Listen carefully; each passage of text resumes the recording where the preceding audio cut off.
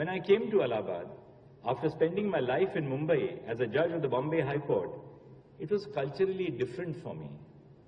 The proceedings in the Bombay High Court were conducted in English, though the record, especially in criminal cases, was in Marathi.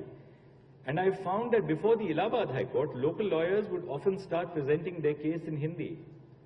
It made me realize the potential of lawyers to present their case efficiently, even in their local language.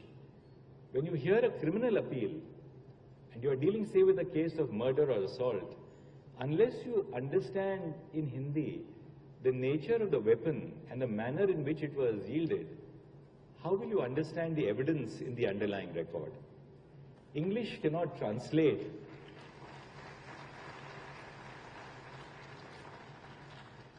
English cannot translate the true love which a mother expresses to a child. At the other end of the spectrum, English cannot translate a crime committed in a fit of passion between two agriculturists who are neighbors. Uttar Pradesh आकर मुझे एहसास हुआ कि लोगों के लिए उनकी जमीन कितनी महत्वपूर्ण है। मैंने देखा कि कानूनी भाषा में ताल या तलैया का क्या मतलब और महत्व है।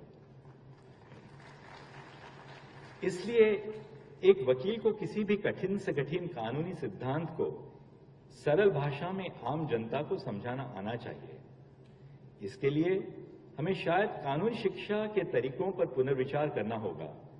इसमें हम तकनीक का भी सहारा ले सकते हैं और विश्वविद्यालयों में आपसी समन्वय की अपेक्षा भी कर सकते हैं।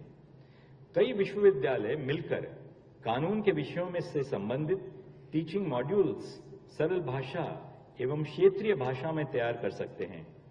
कानूनी प्रक्रियाओं और सिद्धांतों को हम ऑनलाइन वीडियोस के जरिए अपने छात्रों और आम जनता को समझा सकते हैं।